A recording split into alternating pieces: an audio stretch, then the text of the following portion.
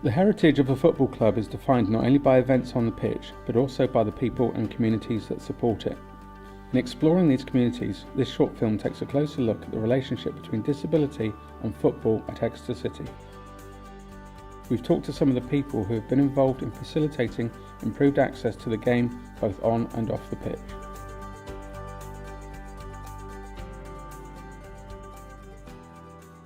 According to the Football Association, in England there are 9.4 million people with a long-term disability, illness or condition.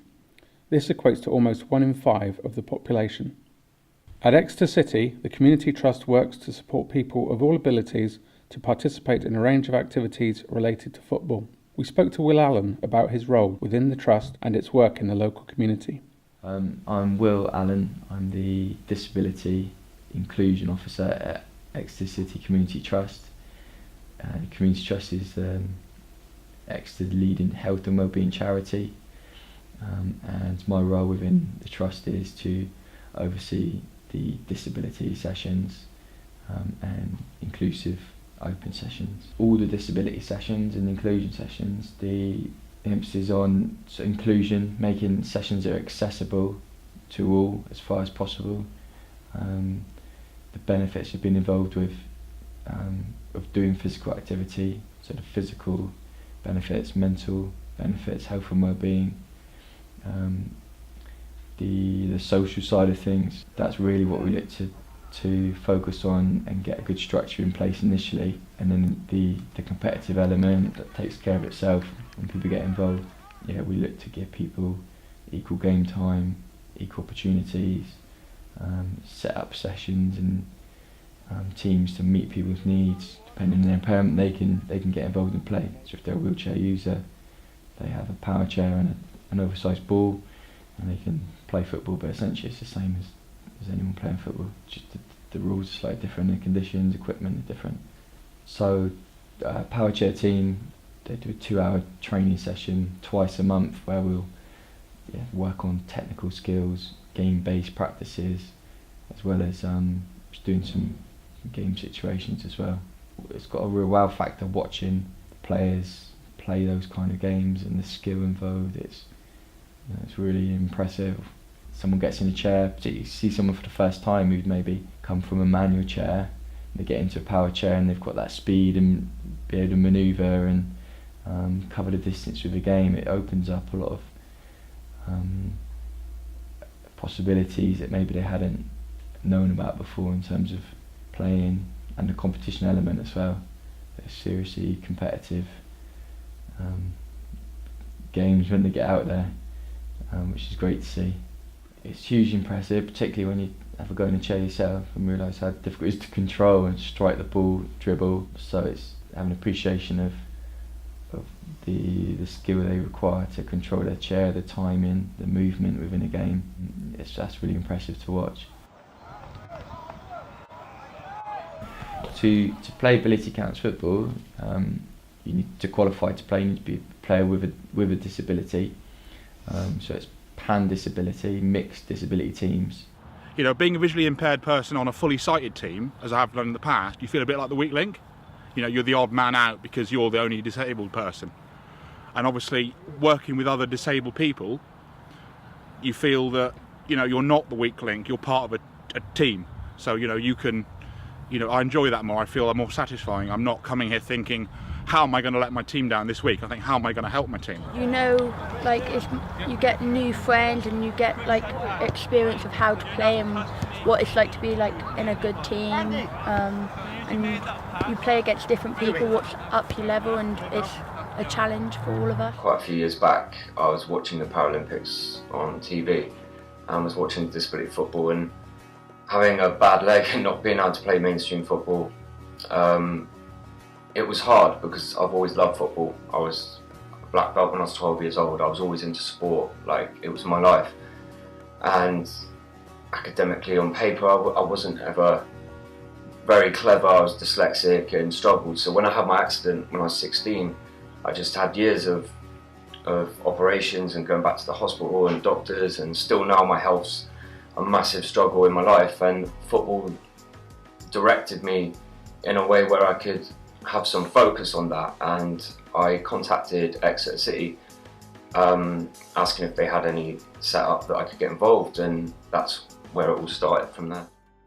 Each year, the Community Trust engages with more than 45,000 people in delivering physical activities, education, health and wellbeing programmes.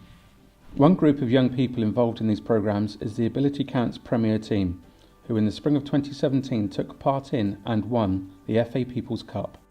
Yeah, so the day as a whole was, it's exciting going up to Birmingham, seeing all these teams from all over the country, and the national finals on the day was a real roller coaster ride. We had mixed results in the group, then getting into semi-final was kind of unexpected, almost took the pressure off. And again into the final, we perhaps sort of exceeded expectations by getting that far at that point, and they were on such a roll that everyone just came together at a team, and it's kind of hard to describe that moment. Everything just fitted together and went well, and everyone was moving, and the shape was good, the tactics were good, everything just came together, and they're convincing. We were convincing winners in the final, won 4-1 in the end, and played extremely well. All 7 members of the squad and the coaching team. It was a fantastic experience. I'd just like to thank everyone who's involved with disability football in general, because it's like ladies football, it's growing, and the more people that get involved and aware about it, it's great. So thanks to everyone for helping boost disability football, because we're no different to anyone else.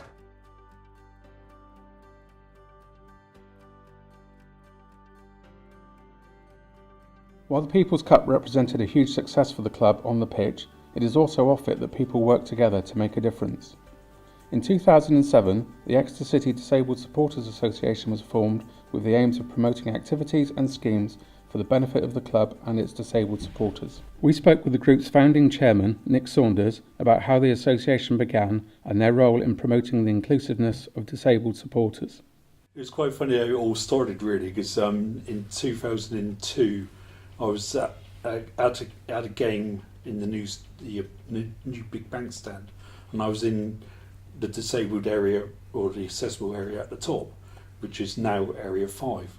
And because I was able to walk at that time, I used to just go into area 5 if there was no one in there, just to stand there and lean against the wall or something, just to make sure I could keep my balance, really, because I couldn't obviously go down steps or anything like that. And a few stewards came up to me and said, "Sorry, we've been instructed by our security officer, stadium safety officer, to remove you from this area." And I said, "Why?"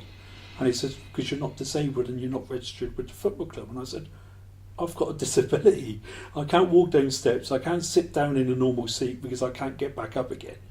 So that went on all the way through the match. I was with a friend as well at that time.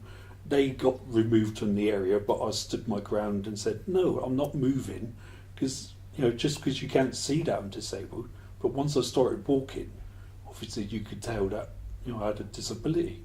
And it was just after that game, I was instructed by one of the friendly stewards that did actually come up to apologise afterwards, and went to see the club, and it all started from there, really. And with the support of the supporters club, I got involved with the football club itself, and that transpired into becoming a disability liaison officer, because that's what the term was at that time. So, and I've been doing it ever since. Getting the backing from the then operations manager, which was or operations director at the time, Frances Farley. I just went to her with the idea of a group of voices together instead of one individual would have a better say of what happens at the football club, and she agreed. So I went about to set that up. We had our first meeting, and everybody at that meeting got elected onto the committee, and that's when it really started off. And since then, we've had committee members providing chairs for assistants to sit in the disabled bays, to make sure that they're down at the same level as the person they're with. Just a whole lot, really. And just being able to set up like the Southwest Disabled Fans Experience for them as well, which encourages clubs to work together on the same goal, and which is improving facilities and customer services for disabled supporters. Another aspect of inclusion at Exeter City is demonstrated by the Soccer Site scheme, which provides audio commentary for fans with visual impairments. So Soccer Site is live match commentary for visually impaired football fans. So we provide commentary from the ground for other fans who are also at the ground. It differs from radio commentary in that I think we're much more descriptive about where the ball is and much more descriptive about what's happening. So you have less of the kind of chat that you get in a radio, the kind of stuff which is very pretty but doesn't really talk about the game. We're kind of for 90 minutes constantly talking about the game, describing what's happening, where it's happening. So I think about 10 or so years ago, the RNIB Start an initiative gave 92 Premier League and Football League clubs kits to start it off, and some clubs have dropped it, some are still doing it. I'm not sure quite how many are doing it, but Exeter have done it consistently for 10, 11 years now. So essentially you are being their eyes for them, you're telling them what's going on, describing the game for them, and allowing them to be part of the same football experience that everyone else can have, really. Yeah, it makes live football much more accessible really to people, and I think that's the key thing, because I think the experience of a live match is not something that you can get on the TV. I think watching a game on TV is very, very different to watching a game live, and I think this commentary kind of makes a live match more accessible for visually impaired fans. The association has also had an influence on the redevelopment of the grandstand and away end at St James Park, showing the inclusive nature of decision-making in football that has not always been a part of the game's culture. We set up a redevelopment committee, a few individuals that may know a bit about, disabled facilities, and there was about 3 or 4 of us sat together saying, this is what we would like to see at the football club, not just based on people in wheelchairs, but accessible seating, which the club lacks at the moment, because at the moment someone who needed a wider seat or something, that's classed as accessible seating, and the club hasn't got that at the moment. But hopefully through our endeavour, through the association and our little committee there, that we've changed the club's perspective on certain aspects of the redevelopment, and I think the club are listening, definitely. More and more things developing and coming into the club, and when we've gone to the club with help, they've been absolutely fabulous. We've been able to sort of, with negotiations about how we do it, not will we do it, how we do it, the club has been really good. One of the founding members of the association is Grecian Greg Hill, who was named the Football League Supporter of the Year in 2015. Described in his nomination for the award as a credit to the club and football in general, Greg is a well-known face among Exeter City fans due to his work selling programmes on a match day. I remember coming in that far in there when it was coming in the away end, because my mum never knew she hated football, so she thought she might bring me along one day and see if I liked it. So we came in that way in there, not knowing what on earth we were doing, and they were so helpful that I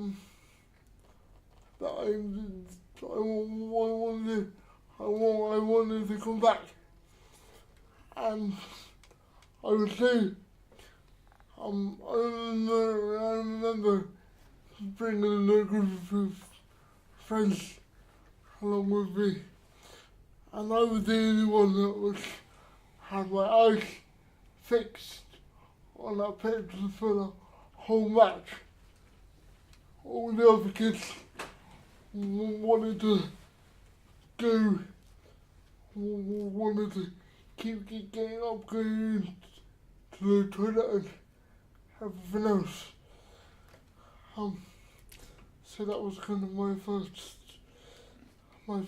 ever experience of the Hello Turf, and I always make sure that everyone else is made really welcome, because like I said, programs I've done that for many years now.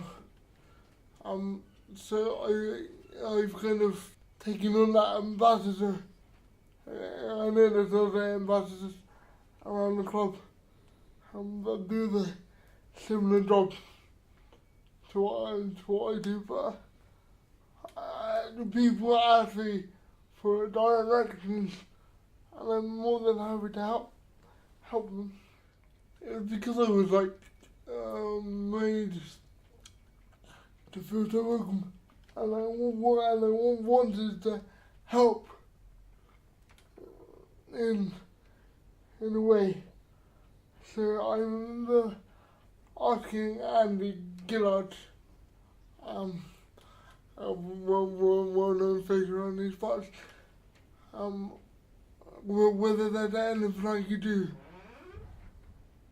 And people didn't know.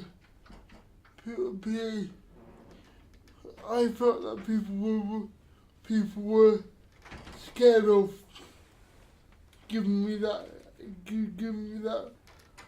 responsibility, if you like, because they didn't know how to react to me.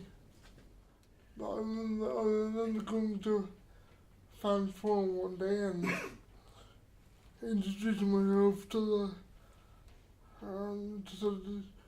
someone in the back office there, and I remember shaking their hand and making them feel comfortable with me.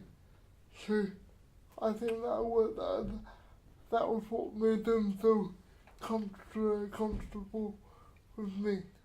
What I enjoy most about it is going down to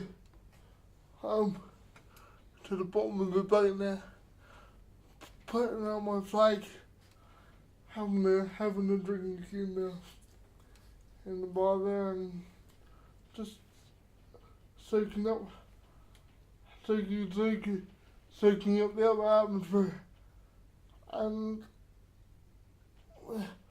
I met so many people through that. It's been a great avenue for people to get to know me, and I always remember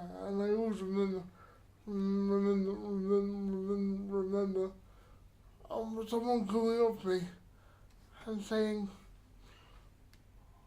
"We don't normally come up to people like you, not in a nasty way, just in a friendly way, because they didn't know how to deal with people in wheelchairs, or people that look differently or sound differently."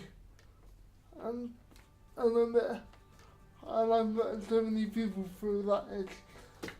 It's amazing. Everyone at Exeter City Football Club is very proud to work with people of all abilities. Paul Farley, a club director with lead responsibility for equality and inclusion, shared his thoughts. For football clubs, for this club, it's important to be inclusive. Yeah, it's important to try and get as many people to watch the game as possible. The attitude has changed. It's changed towards the disabled supporters. They're included. They're in a group that go straight through to board level.